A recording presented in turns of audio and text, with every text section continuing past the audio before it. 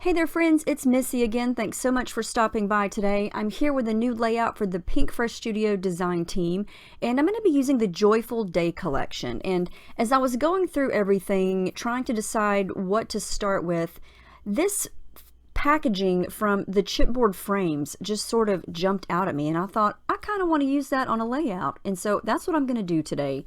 So never throw away your packaging because there is usually some kind of way that you can use it as a design element on your layout. So I pulled out some smooth, thick white cardstock to use as my base, and I went ahead and coated all of it with clear gesso. I'm not quite sure what I'm going to do yet, but I just wanted to go ahead and get that spread on there so it could be dry.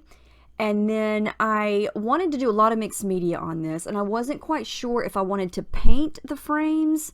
I'm going to call this the frames, probably, the chipboard here, or if I wanted to do something inside all the shapes. So I'm using some white gesso to cover this with, just using a big flat dry brush here and giving it a coat.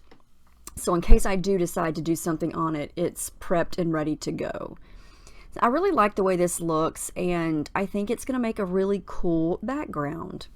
So I'm going to go ahead and peel the backing off because it is sticky, but I am going to wind up gluing it down also just to make sure it's going to stay down.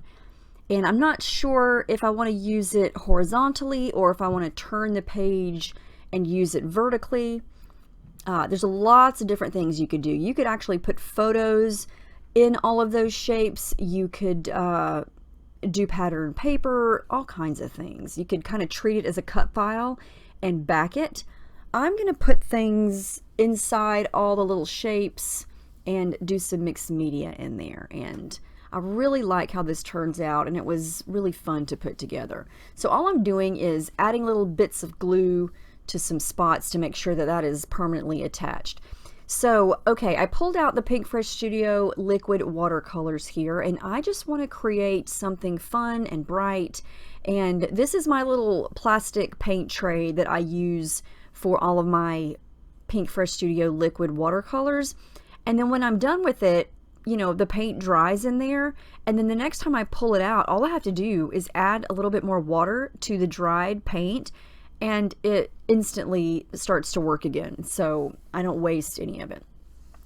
So this is fun. Okay, I'm going to show you all this process here, and I'm going to make a blue aqua square here, and all I'm doing is dabbing a little bit of color, dipping my brush into some water, letting it spread around, squirting more water. I did drop a dab of white acrylic paint. For some reason, I just find it really cool and magical to have a really wet area there with the color and then drip a little bit of that white paint, and it just sort of spreads and blends, and it gives this really cool effect of a lighter shade of the color. And I just like to watch the watercolors interact with the acrylic paint. It's just a neat thing, and I like the way it softens it up. See, watch how it does here. You see how it kind of spreads the watercolor out, and it just starts to kind of blend and lighten up a little bit of that area. And I don't know, I just like that. I think it's really neat, and I like having lights and darks, and I just want these squares and the one oval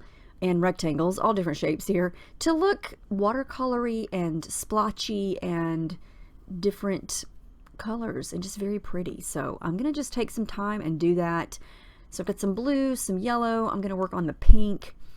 I do add some red to this pink. I hardly ever use just one color as is. I tend to blend some of the orange into the yellow, and I tend to blend some of the red into the pink like I did just there. And you can get so many different colors, so many different shades by just dabbing a little bit of another color with your first color. And at this point, as I'm making this, I wasn't too concerned if some of the color leaked outside of the frames. If you can see to the left of the pink, some of it started to seep out, and I was okay with that. This was really kind of an experiment here to see how this turned out, and I think it turns out better than I thought it would. It's very different, And that's what I was going for. I just wanted to do something different, but still have some mixed media vibes going on, lots of color, and I'm mainly going to use some of the embellishments to decorate this with once everything is done on the background. So you can see here that these colors are very, very bold. So you don't need a lot to get a lot of color. If you purchase these liquid watercolors, they will definitely last you because a little bit goes a long way. They're very, very concentrated, and you can see there that's just a little bit of the pink. So I definitely want to soften that up a little bit, add some water. And the more water you add, of course, the lighter it's going to get.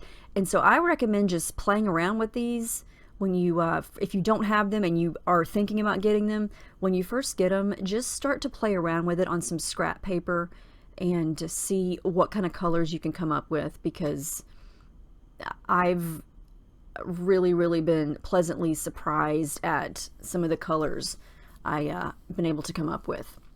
So everything's kind of dry here, and I think this looks kind of cool. I'm going to work with a little black and white photo here. It's just a selfie of me and my oldest daughter, and I'm going to somehow incorporate that. Now I did go and add a little bit of purple to that blue frame to kind of make it more of that periwinkle color that is in this collection, and that was actually really easy to do. There's the royal blue color and then that purple color. You just add a little bit of each of those and add a little bit of water and you get that periwinkle color. So I'm going back to all the colors here and just adding a little bit of splatters, and then I'm going to start to work on some things. Now I love this paper here. It's the little cut apart sheet from Joyful Day, and I thought that I would go through and do some fussy cutting for some of these images and do excuse me, and do kind of a tone on tone embellishing here. So I'm going to cut out some flowers. I'm going to cut out this oval that says "This is us," and that little empty open label that's outlined in that light soft aqua color.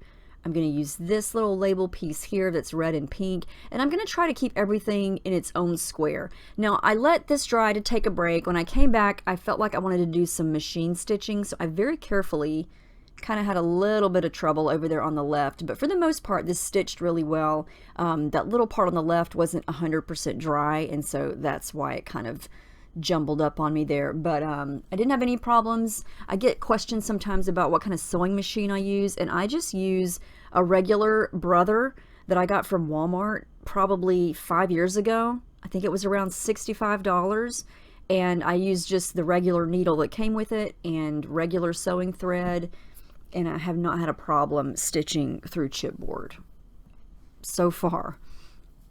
So I pulled out the die cut ephemera over there on the left. I'm sorting through that. I've got these dimensional stickers here. There's some of these epoxy buttons, and I just was looking for things that matched each color and thought it would be fun to just add little bits here and there and keep it color coordinated. These are the stickers. There's a couple things on there that I'm going to use that match. Now to get that deep orange color, I started with yellow, and then I dabbed in a little bit of the orange, and then later I dabbed in a little tiny dot of red, and it gave me that perfect dark orange color. And again, that just came with playing around, experimenting to see what color you might need to add to change the shade. So I'm going to start to glue all these little bits and pieces down, and I think this is coming together really, really cute. I am going to add some adhesive foam behind some of the pieces that are overlapping there just to keep the height the same, since the framework is, you know, it's chipboard, so it's pretty dimensional. So anything that I place on top of that is going to be kind of hanging off. So I wanted to add some foam under that to make sure it's even. And then I am going to add some thread. I'm going to add some yellow onto this yellow piece here underneath that little die cut that says Life Collected. And I'm going to add some, I think I'm going to add yellow to the other yellow piece too, the little oval. And that little sticker that I overlapped on top of the photo says Cutie. pink thread. I don't add every single color thread. I just do it in a couple spots. So I'm going to do it on both the yellow spots, the pink spot, and I think the blue spot.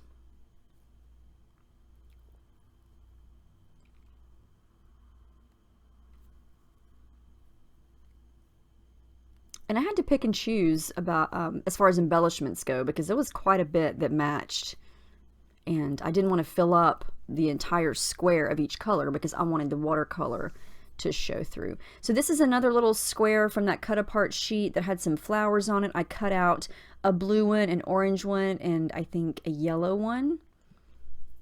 And then I'm going to come in with a couple of the puffy stickers. I'm going to use these little leafy stems behind some of the flowers. And then a couple of stickers. I'm going to use that aqua sticker and the periwinkle blue sticker above and below. And I like the way that looks. I'm kind of breaking the plane there. I'm trying to keep everything within the frames, but I still like to overlap a little bit and kind of make things not so perfect and have some things hanging off the edge or, you know, on the top or the bottom. Here's where I add the blue thread underneath the little oval there that says "This is us." And I just like that little extra pop of that color there and the texture that that creates. And that's an example of where I added some more foam there underneath that little oval, just to make sure that that end is going to stay the same height as the chipboard behind it. And then as I was doing this, I kept looking at it thinking something is missing. I think the top and the bottom are too clean, too white. So I'm going to change things here in a minute. And I think it totally makes the layout.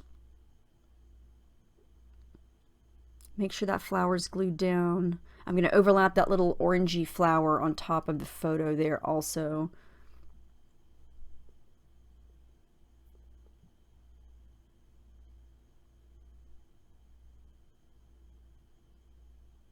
I did go to those big puffy stickers with the big titles on them and pulled a couple of pieces from there. I've got a yellow leaf stem and a couple of stars.